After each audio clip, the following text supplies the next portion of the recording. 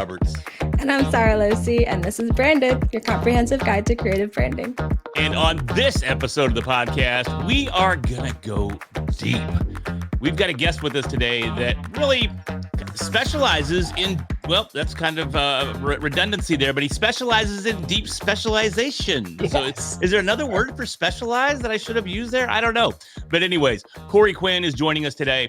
We're going to talk about deep specialization and how you can set yourself apart from some of your competition by really focusing on what you're doing. And then we may steer the conversation to, we might get a little salesy somewhere in the conversation as well. And I'm pretty excited about that concept. So Corey, thank you so much for joining us.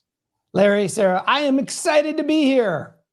I can tell. We're excited to have you here. I've had my coffee already, as you can tell. Oh, I haven't. This might be a problem. I'll lift the energy in the room here. Let's go. I'm right there with you, Corey. I'm on monster number 2. Okay. So we're in good shape. Goodness. All right. Y'all cover this. I'm gonna go nap in the back. Yeah, we got It's just so fine. So Corey, tell us, man, talk to us about deep specialization. I mean, when we found each other on Podmatch, which once again, Sarah and I are the Alex Sanfilippo fan club. We love Podmatch. We love Alex and what he's built there. Yeah. So we found you there and felt it was a good match for the show. And I really was intrigued by deep specialization. Help me understand the concept.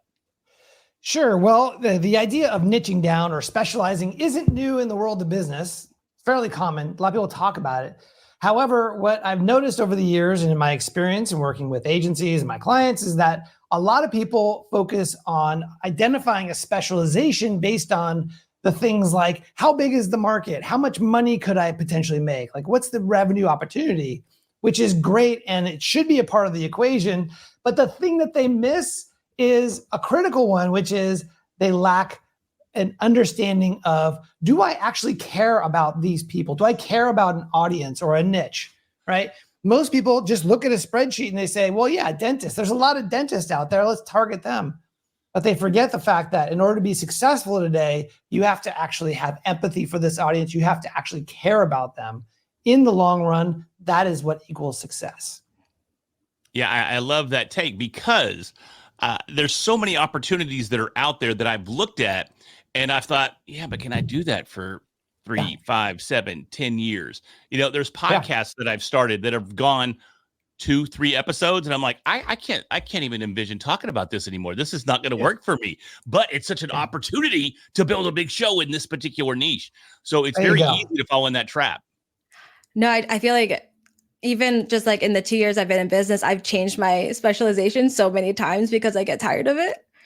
And I just kind of flip-flop whenever I find something new that I'm interested in. So definitely I need to find that thing. Help me find the thing.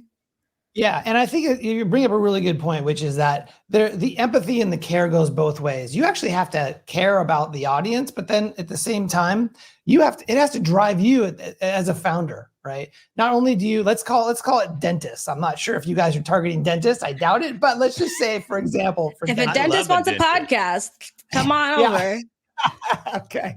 Hey, they probably should have a podcast. They definitely should. So right. So as it relates to dentistry, you want to care about that audience because in today's world, in fact, I'll give you a quick example of what I want to illustrate here. Well, so part of the work I do is I work with agencies and I help them to specialize and with deep specialization. And part of the work I do is I interview their clients. So I was on a call with a med spa business owner, this wonderful little med spa, family owned. It's up in Oregon, outside of Portland. And this wonderful business owner, she's in like her mid 40s, and she's running her med spa. Her daughter works for them. And what she shared with me is that 5 times a day, she'll get phone calls from agencies who want to sell her their agency services. Another 3 times a day, she'll get text messages from other agencies trying to get her attention. And then she'll get about 15 emails. And this happens on a daily basis. So this idea of specialization, again, is not new. And a lot of companies are testing the waters, right? The challenge that she has is that all of these messages are complete waste of time and complete noise in her world, right? And so the way to break through is not to just focus on the offer that you could sell them or how much money you can make out of this med spa as an agency founder.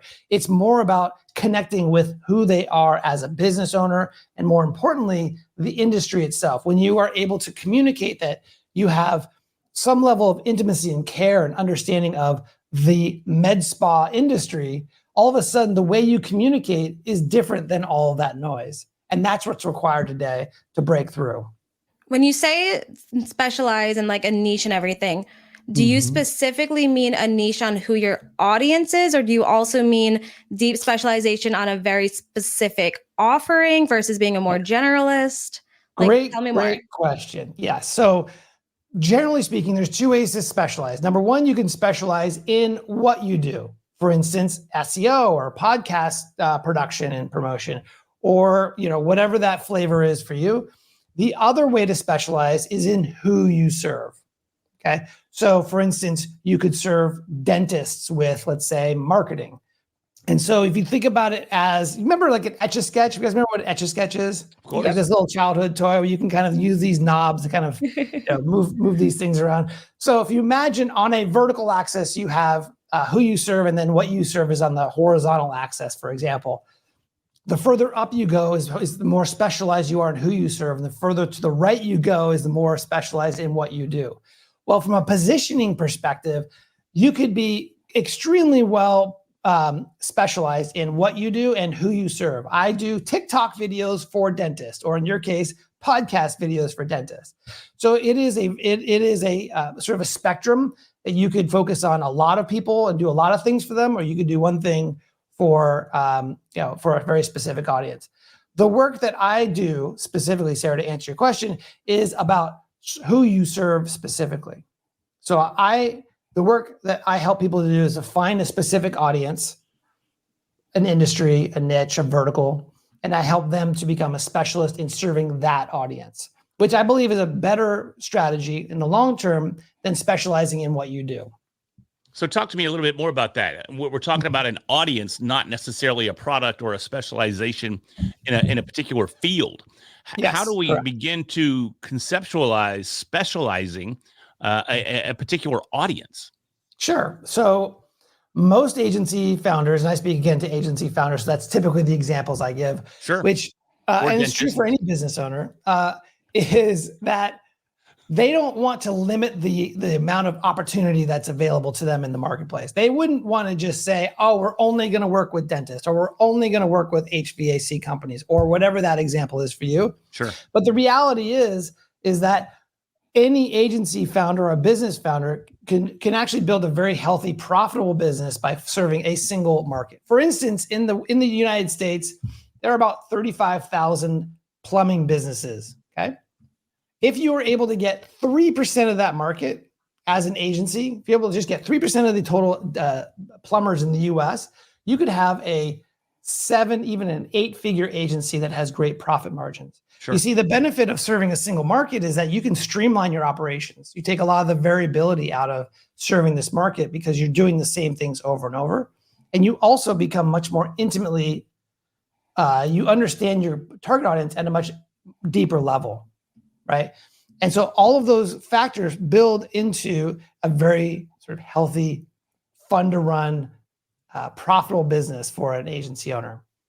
Yeah, I love that, because just the other night, when was it? Not last night, but night before last, I was at a networking event, and I met someone, and we were chatting for, I don't know, about an hour. And he goes, so what's your ideal client? And I sat there for a second. You'd think I'd have an answer for this, right? But I went through this exact same motions. I said, well, really anybody that has the desire to grow their audience, to grow their influence, to be a thought leader in their niche, to leverage a podcast as part of their marketing campaign. Right. And it just still, I felt so vague inside. Sure. I felt like that was not a clear, concise answer, because I don't want to miss out on the opportunity to start a podcast for a dentist, a plumber, an AI specialist. I don't care who it is. If they want to start a podcast, I want to work with them. But my target audience is someone ready to give me money. So I would, just to build on that, Larry, I think it's not a black and white world, but if you look at an agency or a business that specializes in a specific service, let's say a platform, which is different than I think for the case for you guys. But let's just talk about, you guys remember this platform called Vine? Oh, yeah. Yes. Okay. I miss Vine. Yeah, I miss Vine too. It was fun. I was too old for it. I never got into it. I know it, but I was never. Yeah. So Vine walked so TikTok could run. Yeah, there you go. So for listeners and viewers, Vine is the old version of TikTok, and the challenge is that if you specialize your agency on, we're the Vine agency. Well, what happens when Vine goes away, which actually happened, right? It disappeared, right? Twitter shut it down or whatever. And so all of a sudden, you have built your entire positioning on a singular platform. This is true for businesses that position themselves on, like, we're a HubSpot agency, or we are, a Salesforce.com implementation company. Well, what if Salesforce changes their business model? All the revenue that you've generated, all the employees you've hired, there's a lot more inherent risk because you're dependent on that platform. Versus the needs of a dentist, they're always going to have needs for growth. They're not going to understand how to grow their dental practice. They're dentists. And so they need an external expert, a specialist who understands their world and can apply the best tools available in the marketplace to their specific situation. That's much more durable in my mind. Yeah, it's funny you say that. We've talked about this a couple of times with people kind of just losing their platform. There's a woman in the podcasting industry that she built her entire community, her whole client list, everything on an email platform. And the email platform didn't like what she was posting and sending out, so they shut it down. And she lost like hundreds of thousands of contacts. She lost her courses. She lost all of her content overnight with no reason and no way to get it back because she specialized in a system that was not hers. Well, I'll tie it back to the work you guys do. I think, businesses that maybe come up on like Instagram or LinkedIn or these other channels, those businesses don't own those channels' algorithms. They don't own the media that LinkedIn decides to promote or not, right? But when you build your own branded podcast, you own that media. That is your media, and you can promote it across all these channels, but it's an asset that you control and you own, which is why I'm a huge fan of the work you guys do. Well, thank you. Yeah, definitely appreciate that. One of the other things that comes into play, though, and a lot of times when you are specialized in a particular niche or a particular area, is, and in my case especially, I'm the red hat guy. And when I'm out networking and I land a client, guess who they want to work with? The red hat guy. They want to work with the red hat guy, but the red hat guy can't be everywhere and to everything to everyone.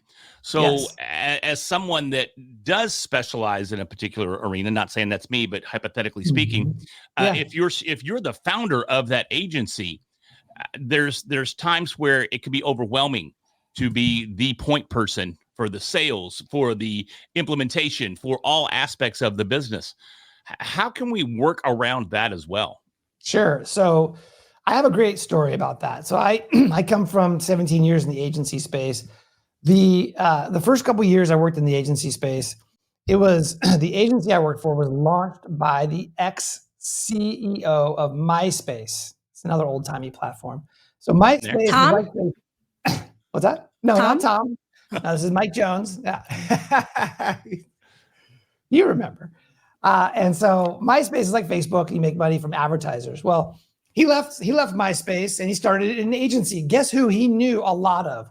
Advertisers, right? Because he had worked at MySpace. That's just how that business worked. And so he built a beautiful, successful agency based on his network, right? So I believe at that point that's how you build a successful business is you have a charismatic founder that has a huge network of buyers and you just leverage that. And the challenge is kind of similar to the red hat example is that it is founder, that founder is dependent on driving the revenue and driving the engine. Well, I learned that wasn't always the way that businesses grew, and it wasn't necessarily the best way. The next role I took was as a chief marketing officer at a digital marketing agency called Scorpion. And this business was different because they had this 6-person sales floor. They had a bunch of inbound calls, a bunch of attorneys. They were focused on attorneys. And the salespeople would answer these inbound calls and often do a one-call close. But part of the conversation, the sales conversation, didn't include anything about the founder of the agency. The attorneys who were calling into Scorpion didn't care about who the founder was. It wasn't a part of their buying process. What they cared about was working with an expert who understood how to help that law firm, that attorney, to grow their business, their firm. So the idea of having a founder as the central part of a business, I think is a really great way to start a business, but it becomes at a certain point a bottleneck, right? And it prevents you from being able to scale, because all of a sudden, all the sales have to come through you, all of the client support has to come through you, and so on and so forth. So one of the ways to escape founder-led sales, which is one of the things I talk about, is by specializing in a vertical market. Because you could build a brand around, you are the go-to expert. Your firm is a go-to expert at solving this specific problem for this specific audience. And when you're able to do that successfully, you're no longer dependent on that founder. So, and it seems like this all ties together. So if we have the deep, if we have the deep specialization at the top here for a particular audience in a particular industry, right? And you have a particular founder, how do you cross that threshold though? And I ask this because, a large percentage of our listeners are entrepreneurs that are growing their businesses, and they can easily find themselves in this specific position. I mean, most of the people that we know in this industry, they are their own personal brands. And a lot of the episodes that we have on the Branded Podcast are all about building personal brands. So help me understand that transition a little bit more, how you go from being that personal brand to an agency type brand. Yeah, absolutely. So, or a founder independent brand. Okay. I'll call it that. Sure. So there's three things. I'll say there are three things that typically hold a founder sort of captive in the sales role specifically. One is that they lack a focus on a specific vertical market. When you are a generalist and you're serving businesses of all shapes and sizes, what tends to happen is that you have to have much more of a bespoke sales process. If you're talking to manufacturers on one sales call, and then a dentist on the next sales call, and then a retail store down on Ventura Boulevard, as an example, on the next sales call, there is too much of a variety in the sales process. There's too many nuances, right? Sure. And so you struggle being able to bring in a salesperson from the street and be able to say, I want you to be able to sell our product or our service to all of these variety of businesses. It's much more difficult to be successful because there's no system behind that, right? There's too much variety. So the lack of having a focus on a specific vertical market, which by the way, allows for a lot more repeatability in the sales process. Sure. That's number one, lack of focus. Number two is having watery positioning. What I mean by that is that most of your buyers and all of our buyers are not technical buyers. For example, in your world, I imagine the people who you're selling to don't understand how to produce necessarily a podcast and haven't done that successfully. They're Correct. Coming to you as the expert. The challenge is that when a business has watery positioning, it means that your buyer can't meaningfully differentiate you from the 15 other options that they have available to them. Sure. Right. And so as a result of that, you end up competing on price and losing deals to lesser firms. Right. So that watery positioning requires the personality of the founder to step back in to be able to say, but it's me, I'm the red hat guy. You know me, you trust me. Right. So the founder gets pulled right back in. Okay. Yeah. That's number two. And then number three is when the founder steps away from the sales motion, maybe they have a sales resource or whatnot, an SDR.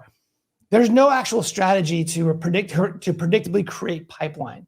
So that's just a lack of having a good plan and a good strategy. When the founder leaves, there is a vacuum. What do we do? I don't know. Well, maybe we'll do some Facebook ads. It's unknown. So when you have all three of those, the lack of focus, the watery positioning, and just lacking a good strategy, the founder always gets sucked right back in, because if they're not selling, the company's not growing. You say that, and it all makes a lot of sense.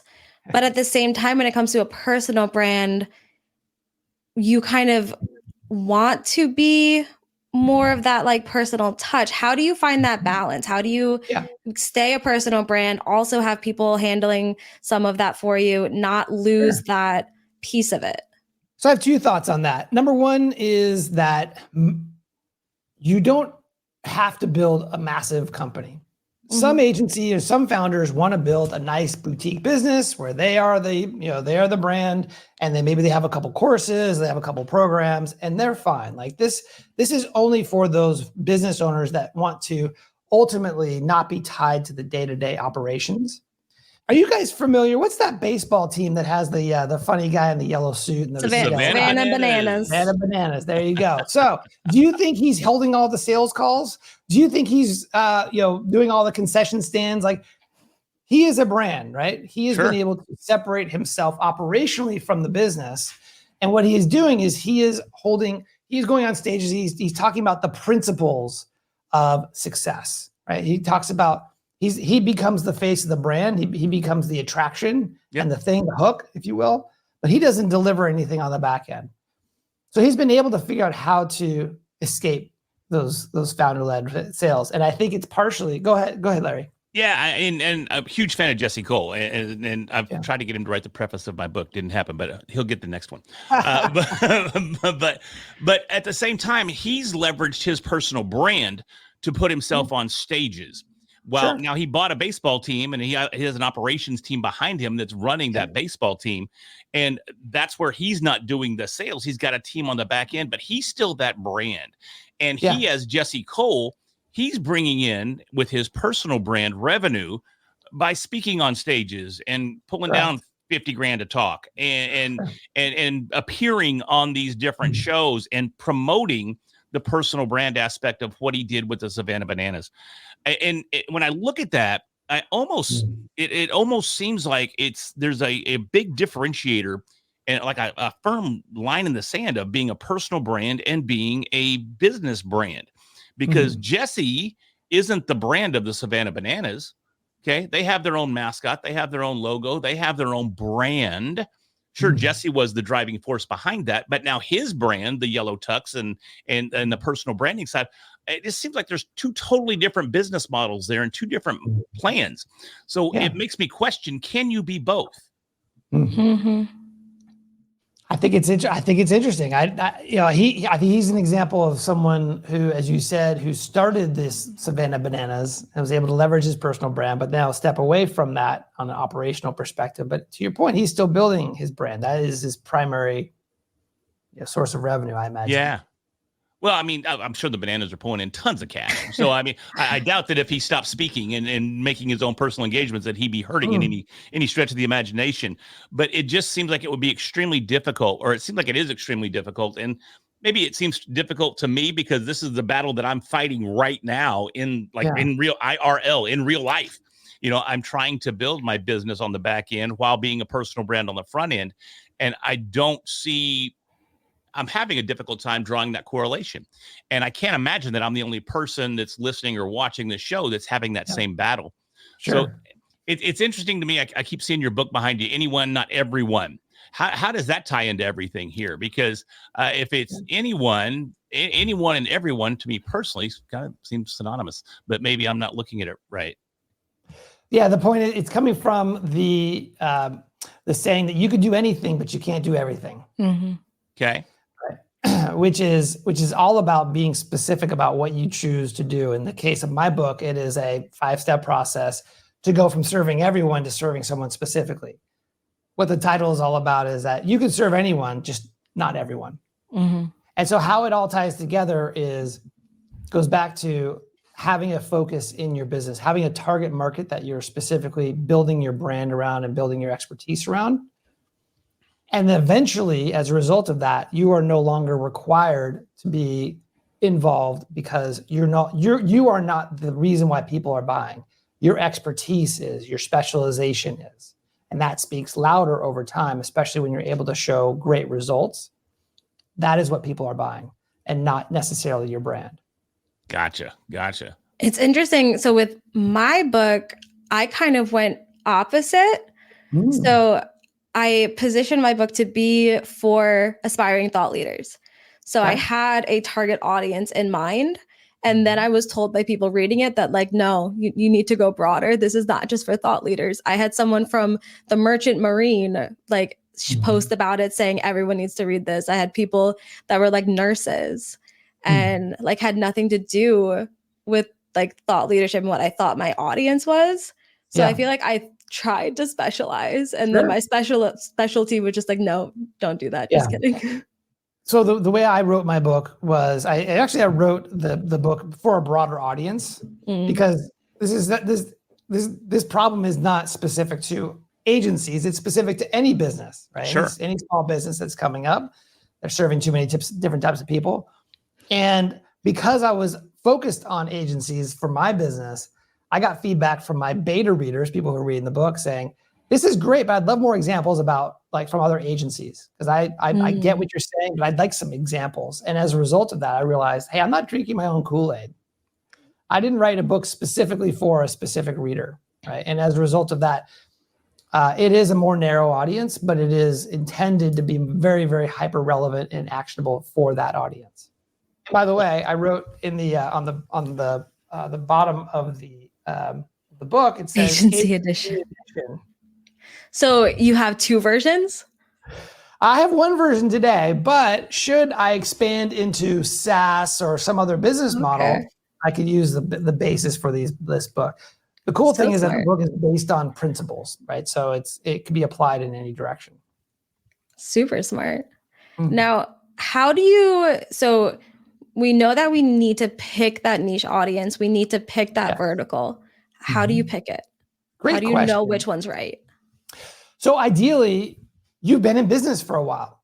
You've probably had experiences with a variety of different types of vertical markets. And as a result of that, you have an intuition, and you probably have some data on what a good client looks like. The data you're looking at is average revenue, lifetime value, retention, profit. All of those metrics come into play. And so there's a process that you can go through where you stack all your clients based on, group them based on the vertical market, and just compare and contrast, like which verticals are the most profitable for us, which ones stay with us the longest, which ones pay us the longest or the most, and which ones refer business to us, right? So that's sort of a quantitative approach, very left-brained. And you also want to look at it from a qualitative perspective. Who do I like working with? Who does my team enjoy working with the most? If I'm going to fill my business with dentists and I absolutely hate them, well, then I'm not going to have a very happy business, right? And so thinking about, who do I care about? Who would I love to be, involved with? I even call it's kind of an identity shift from my perspective. We talked about this idea of deep specialization. When you are targeting, let's say, dentists, I want you to emotionally and from an identity perspective, leave your industry, the podcast industry, or whatever it is, and you're going to be joining the dental industry. You're now a part of that industry. You're a member of that industry, and you're helping it to move forward. That's really the shift that we're looking for in the deep specialization work. But going back to your question, we do the quantitative, and then we do the qualitative, like, do we like working with them? And then we also look at the market. How big is the opportunity? If we're only going to focus on dentists, how many are there out there? And what if we're like really successful? What does that mean from a revenue perspective and a profit perspective? And so you use these 3 steps to really make a high quality decision. Now, this may or may not be on topic because I don't know what it is. Okay. But you talk about a 20% list. Yeah. What does that mean? And is that on topic? I don't know. Yeah, that's absolutely on topic. So once you've identified a vertical market, out of the 100% of the businesses that you're targeting, let's call them dentists, because we're using that example. Out of the 10,000 dentists in the US, there's probably a lot more. Not all of them are equally going to be good clients for your business. Right? Some are going to be too small, some are going to be too big, and so on and so forth. So if you think about this concept of the Pareto principle, the 80-20, right? Where 20% of your clients generate 80% of your revenue or profits or retention, okay? We're going to apply that to your target audience. Only 20% of the businesses that are in your target audience, your total addressable market, are going to represent the most opportunity for your business. Chet Holmes wrote about it in his book, The Ultimate Sales Machine, which is called Your Dream 100, okay? These are the 100 businesses that provide have the potential to be your absolute best customers. And so I'm a big fan of less is more. And part of that is going in and applying this Pareto principle to your target audience. Okay, that's number 1. And then number 2, once you've identified the 20%, I want you to send an amazing gift to them. Cookies. Cookies. How did I know that was coming? How did I know that was coming? I knew it. Here we go. As soon as you said it, man, I was like, here comes cookies. So the backstory here, there's context here. So when I joined that company, Scorpion, the sales team were doing one call closes with the attorneys. We wanted to grow faster and not just rely on inbounds. And so we decided to go outbound. Found a list of attorneys. We found the 20% list. In other words, the best businesses, the best attorneys on that list. And then ahead of a cold call, we would send them gourmet cookies. We'd FedEx it overnight. We bypass the gatekeeper. It goes right to the attorney. And the attorney would open up this FedEx box, take out the Scorpion tin of cookies, and have one. And if they're not standing up, if they're standing up, they need to hold the wall because the cookies are that good. Like they're amazingly delicious. Bro, I'm totally ordering some cookies as soon as we get off this. As soon as we wrap this podcast, I'm going to order some of those cookies. Whenever I talk about cookies, my son is like, Dad, can I get some cookies? In any event, the cookies would end up in the law firm break room, and then the law firm staff would be in the break room enjoying the cookies, and everyone's asking, well, who brought the amazing cookies? And someone would say, well, this company Scorpion. And then someone else would say, well, who's Scorpion? And eventually the word Scorpion was like bouncing off all the walls. And by the time we cold called or called to follow up on the cookies, it went from the traditional, the gatekeeper shutting down the call to, you're the ones who sent those amazing cookies. You're the cookie guy. Oh my God, those were so good. Thank you. Let me put you through. Right. And it absolutely, so this idea of giving the action of giving a gift ahead of a cold call, a good gift, allowed us to really scale up the business. We grew from 20 million to 40 million to 150 million, in part to leveraging gifts as a first touch. Well, cookies to start, but other things as well. Why didn't we think of that, Sarah? It's cookies was the answer the whole time. See, I tried. I ate them before they got out. Cookies. They were delicious. I got to ask you though, why was the company called Scorpion? Right. Well, I think it was between that and another name, and he was a Scorpio, the founder. Oh, okay. All right. And at first I didn't love it, but then it is distinctive. It's visual, right? Oh, it's scary. We were originally targeting as clients personal injury attorneys, and that's an aggressive market. Like they want to be aggressive in their marketing and their approach, and so they like that. But when we got into like home services and then medical practices, it wasn't the same vibe. Wasn't quite as attractive, I'm sure. Yeah. No. I mean, scorpions are the one thing I'm probably going to have nightmares tonight because scorpions, that's my one biggest fear in my whole life. Really? Is scorpions. Oh whatever. I've never even been stung by one.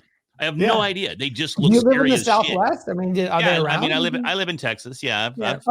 I've come across plenty, but I've never been stung by one. But man, if I see one on TV, it's guaranteed. And now we've talked about them for 30 minutes. So I'm getting no sleep tonight. It's gonna. So sorry.